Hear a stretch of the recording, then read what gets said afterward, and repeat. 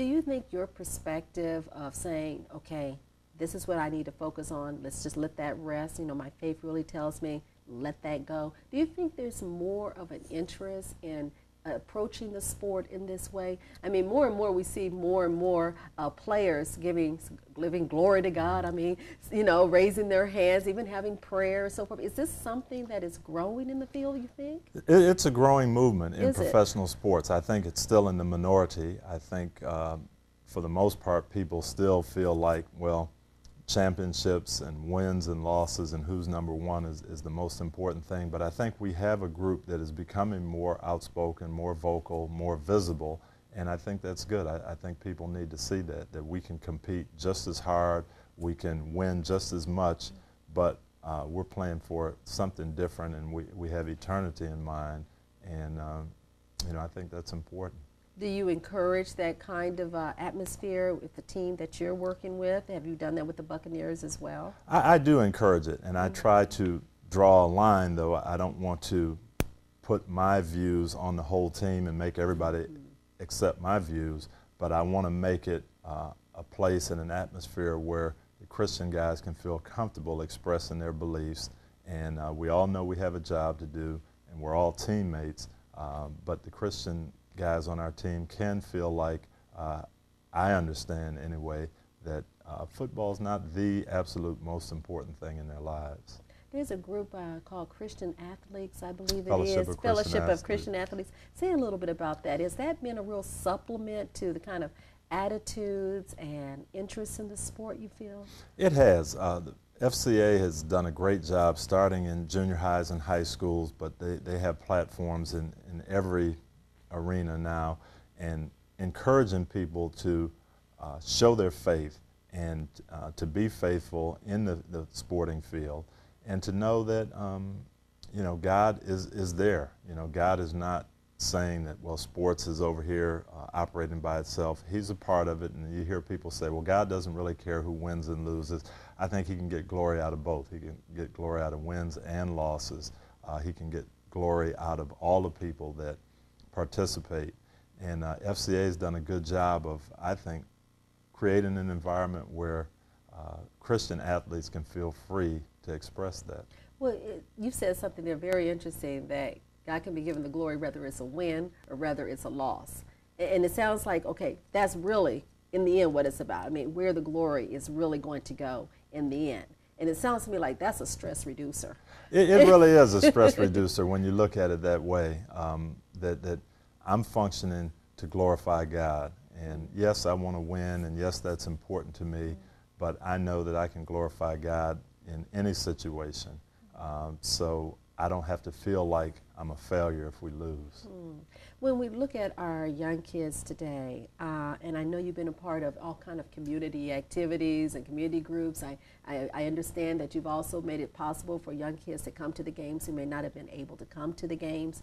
What kind of interactions, when you have those kinds of programs, do you think are important to convey some of the values that you've identified here? I think it's important for young people to realize that we're no different than they are. We're not this special group of people that have some special abilities or specially gifted, that we kind of came through the process just like they're going through the process, that we have the same fears and the same ups and downs that they have. So I think that's the most important thing. And then number two, to let them see what we're all about, that there are professional athletes that aren't in it just for the money. They aren't in it just for the prestige, but they're in it to glorify God. Regular folk. Regular folk.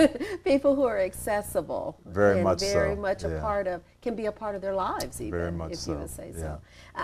I'm fascinated by the way in which you're able to talk about your faith and all of this.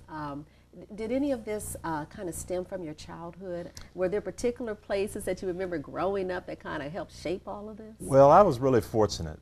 My grandfather was a minister. I had two uncles that were ministers. My mom taught Sunday school, so I really understood the gospel very early. But 1977, I went to play for the Pittsburgh Steelers, and they had a group of Christian guys on the team that were just different from anybody I had been around before, and they let their Christianity be visible in every situation, not just on Sundays, but in how they played the game, how they dealt with people, how they interacted with everyone.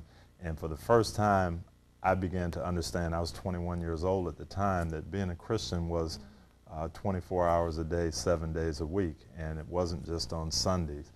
And that's really what shaped me. My vision of what I wanted to do with my career was shaped by those 10 or 12 guys on the Steelers at that time. Well, you just picked up on a really important point. Some folk do kind of view their faith as it's a Sunday event or a Wednesday night prayer event or a Friday service if you're a Muslim. I mean, they have these different ceremonial, ritualistic activities, and they say that's when I'm really going to engage my faith. But what I hear you saying is that if faith is going to be, if you will, a stress reducer, if it's going to be a goal in your life, all of those things that are really meaningful to one's life, it really is 24/7. It really is, and if Christ is really in charge, then he's got to be in charge of my life all the time. And there was a time and a place when maybe I thought that couldn't work in football. It's so rough, it's so tough, only the strong survive. That's what you're taught.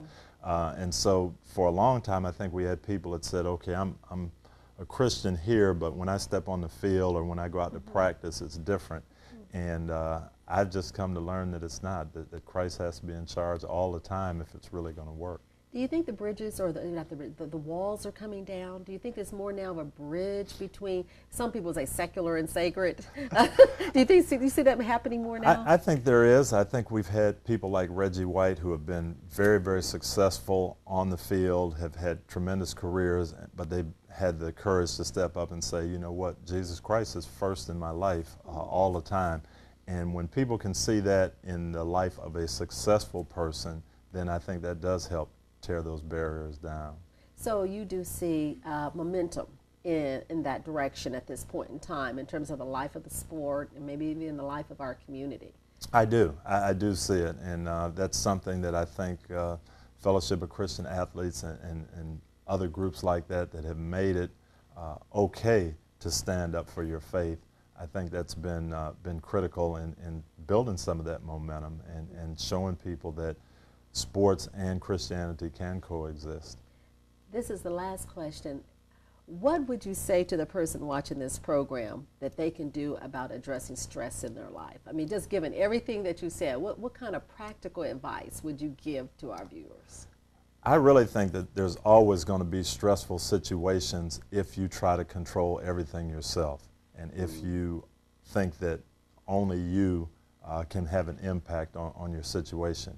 If you realize that God is in control, that he has a plan, and his plan is not going to be short-circuited by anything, that's going to reduce your stress an awful lot. Can you think of a kind of extraordinary example of your leadership where that has really come to pass for you? Well, we have tough situations all the time, and big games and games where you don't play as well as you would like to play, other situations where it's critical and you need a win to do something, to make the playoffs or go to the Super Bowl.